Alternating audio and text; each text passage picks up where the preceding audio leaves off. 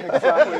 It's not that way. Just to round up on the Oliseh issue, I mean, the situation is like a cook that can't stand to eat in the kitchen. I mean, the managerial business, we all know how tough it is, how the pressure alone is incredible. And if you're going into it, surely you have to be able to be ready to take all these criticisms. The part that worries me about that video is that he did say that he wasn't ready, you know, or insinuated he wasn't ready. He was begged to take the job. That's why. Very instructive. Yeah.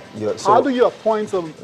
So if a man, you're talking about not being, being in the kitchen if you're not ready to take the heat. Yes. So if the man is you insinuating get out. He didn't even want to be in the kitchen in the first place. Look at that. So that's an indictment on the NFF right there. You know, so, I mean, that makes it even more complicated. Okay, let's go straight to the sporting life now. And for me, Bada, Cecilia and Austin, the question to you is, when are you going to China? I mean, China right now is on fire. Dani Alves offered lucrative China move. It's incredible what's going on there right now. I mean, during the winter transfer window, the transfer expenditure alone in China was bigger than what we had in England. What's happening? Well, we've seen it all before. Remember the transfer window when I think Anelka and Drogba went that way. There's a lot of money in Chinese football. It's not surprising. It's one of the world's biggest economies. So, you know, they've got money to throw around. And at the right price, almost every player would consider making a move. I think it was last weekend, Johnny Gallo was talking about how he would have dumped Watford for a move to China because of the sort of money, I think £300,000 a week. Some, you know, obscene figure. And that's what is going on right now. So you've got to be a very disciplined footballer who's focused, not to be swayed or be tempted by the sort of monies that these Chinese teams are dangling. Exactly, Boy. You talked about a few years ago when the likes of Anelka and Drogba were going, players getting to the twilight of the careers. But we're talking of players in their prime now, Ramirez, Jackson Martinez. So like, you know, I'll sit here and tell you that players who are not exactly in the twilight of their careers will not last long in China. They would go there, they'll get paid for and then they'll realize that all of a sudden they are no longer relevant. People will forget them quickly. So they want to come back. You know, they will not be picked by their national team managers anymore. I mean, they'll just understand that life is not about money. We had Aaron from China. Anyways, guys, Austin, come on, Aaron is doing well. I mean, it's just an example. Yeah, I mean, your national football. team. So just a balance of balance. That was an aberration, really. Ordinarily, national team managers who have better options from stronger leagues around the world will not pick a player from China. It is what it is. It doesn't matter how well Ramirez plays. It's simply because we don't have better players. That's why you feel Aaron is in the I'm team? saying that was an aberration. Under normal circumstances, the national team manager shouldn't have picked a player from China where we have options in better leagues. Okay, since we don't have options, so we can always pick from China. I think at that time that was a reflection of our football. Exactly. He came in and he did so well. I mean, sometimes you pick players who are unattached and they do so well. Yeah. But I mean, there should be parameters by which you invite players. And if those parameters state that they must play in the strongest leagues in the world and they must play first in football, then it doesn't give the opportunity to players from China, Malta, and all those places. That's right. Yeah, Cecilia, Austin, but I don't know about you guys. Definitely for me, my Mandarin, I'm going to step it up big time now. I'm learning Mandarin. But let me shock you. One man is not going to China. Sporting Son, Emenike rejected China bumper deal. You know why? He did?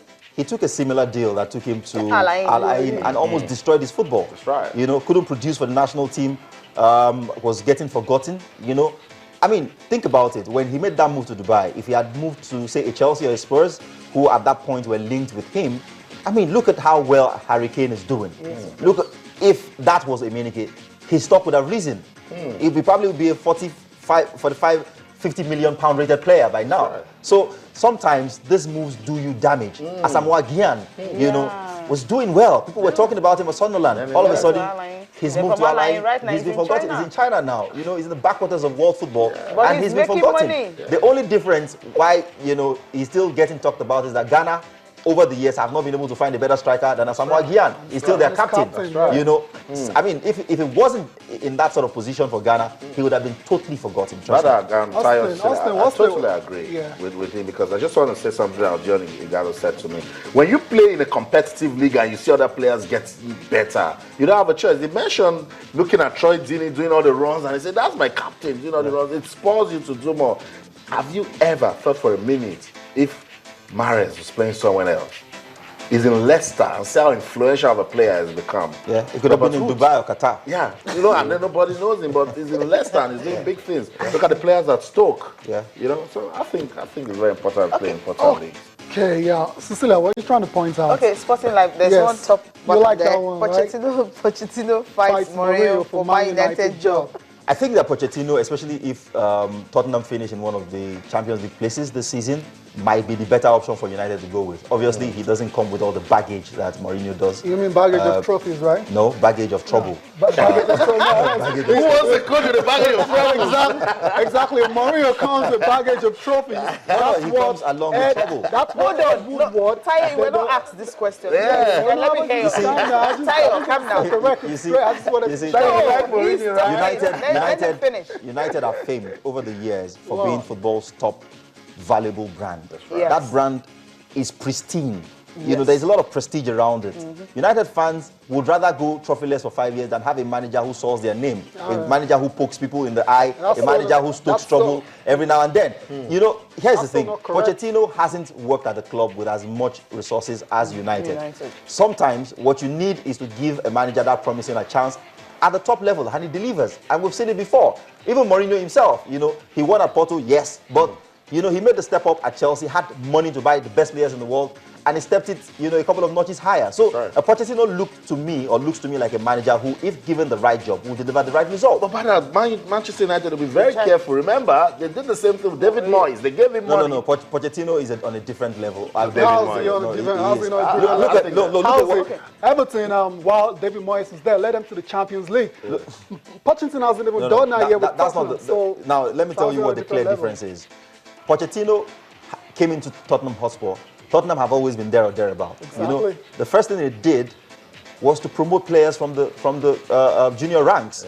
Harry Kane, Dyer, and all those players who are doing well now, Dele Alli. He gave youth a chance. They're placed second at the moment. I'm saying if they finish this season, it's too early to rate him because they haven't finished. Exactly. If they finish in Champions League places, it would have eclipsed whatever it was that David Moyes achieved at Everton in over 10 years. Yes. You get what I mean? So, and it does look to you like a manager who doesn't only know the game, but has a temperament, you know, to step it up at the highest level. You know, he's been quietly going about his business and has been, if you measure the trajectory of his career, he's always been on the upward swing. So it doesn't look to me like an overrated manager because he's British. Remember, he's not British, so there's a lot of pressure. There's a lot more pressure on him than Moyes. Moyes was over-exaggerated, over-hyped, for obvious reasons. No, he wasn't. He did a great job with Everton. In 10 years, he did a decent job, not a great job. Decent by keeping them something. He's still a mid-table team. Yes. Come on, he's still a mid-table. Wait, Austin, he got all them to the through the time he Champions was League. there. He was there 10 years. He was there for 10 years. And how many times did he actually make the top? Champions League places. Come on, why are you talking? Do you expect Moyes with Everton to consistently make the top four when you have the big guns? Yeah, so that's not the issue. The issue is Moyes was a good coach. He was a good coach. He had a decent time with Everton. Same thing is happening with Pochettino, right? He's having a decent time with exactly. And on the brand talk and all that nonsense about Mourinho and baggages, all he does is brings trophies wherever he goes. And you talk about poking players in the eyes and coaches and all that. Did he get I mean, Alex Ferguson kicked the boot on David Beckham's eyes. What are we talking about here? I like the energy you use it to talk about this time. He did not do it. He did not do it on a football pitch. Yeah, but he did it to someone. So He's what? even late So what's now. the difference? He did it to someone on a football So pitch. what's the That's difference? The difference. No, that's not is difference. he did it behind the scenes. No, that's not difference. I mean, It someone came came out. to talk about it. That's what I'm saying. Someone the came, difference but here is that this was the full glare of everyone. Alex People saw Ferguson it. is a respectable character. And has always almost been. everything. Almost everything. Jose Mourinho, Alex Ferguson, no doubt. Alex Ferguson and Jose Mourinho, same of the same. No, they're not. Yes, they are. Come on, Tyler, let's move on with the show. Let's move on. Yes, they are. No, Same of the same. They both criticize referees. They do the same thing. Come on, guys. So, Bada, if you have the chance, you take Pochettino to Manchester United. Every day of the week, every day of the weekend, Before every public Mourinho. holiday. Yeah, but fortunately, it's not Ed Woodward. All right. Ed Woodward knows the best. It's getting hot in here. Let's go with the show now. Where are we going to start? No, this is before we go on. Result from the NBA. Yeah, we saw the game yesterday. Everton, Liverpool versus West Ham. Yeah. Yeah. What a I game. watched it and I was settling out to what the penalty shootouts. And then Angelo Gbona says, no, we're not disappointed. Yeah. Very. I think Liverpool actually had a chance to actually nail, the game and all that, but they just couldn't take West it. Ham had a chance. West Ham also had a chance to also do that. Over 120 minutes rather, Liverpool had the better chances. Benteke even went one-on-one, didn't score. Twice. West Ham hit the post twice. Yeah, West Ham also hit the post twice, but on the balance of play, Liverpool edged it. They were the better team, no doubt. But they just, couldn't finish off some of their better moves. And I thought that having beaten Liverpool twice, West Ham knew that if they hung on, they could always nick it. And that belief was what kept them going till the final minute when Ogbonna got on the end of that Payet corner kick, or free kick, and nodded in. Let's also mention the energy that Victor Moses brought. Yeah, Victor Moses was brilliant. But the key thing that caught my eye was on the pitch, you had an Ogbonna, you had an Ibe, you had a Moses. I mean, you look around and you see players of Nigerian extraction all over the place, and some of those players may never ever play for Nigeria, but it does underscore the fact that Nigeria is one of the most talented when it comes to football.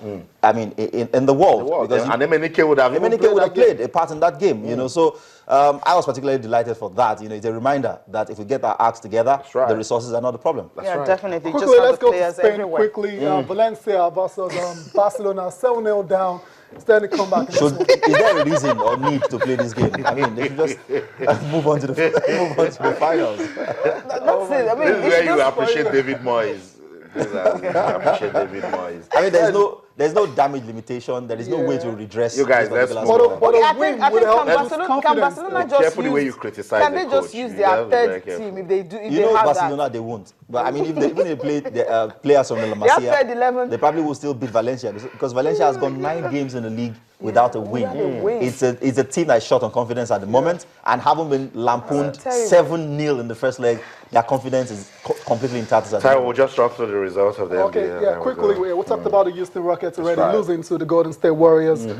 They're going great guns. They will be the NBA champions again, I believe, unless something. You're saying that? I'm saying that. They will be the champions again. Yeah, unless something dramatic happens. In other results, Washington Wizards. Oh, you're gonna have a great time with Sonny. I can't wait. Yeah, they defeated the New York Knicks. They lost their coach recently, and 111-108 to that one. San Antonio Spurs. They're the main challengers, and to Golden State Warriors. They're still going great guns as well. To 119-101 over the Miami Heat. Boston Celtics lost by a point, to the Milwaukee Bucks, 111-112. Utah Jazz, 121-119 win over Dallas Mavericks. Okay, that's it. Quick update from the NBA. Thanks so much, Bada, for coming around. And what a conversation about Pochettino and Jose Mourinho. I wish we could continue it again. Thank you so much, Bada. Always a pleasure. Thank you. Well, thank you so much for being part of the program. We'll definitely leave you with visuals coming from Denver, Colorado, where the Super Bowl champions are really being celebrated. Thousands of fans had to come out to celebrate their superstars. And for them, they're thinking they can actually win the Super Bowl.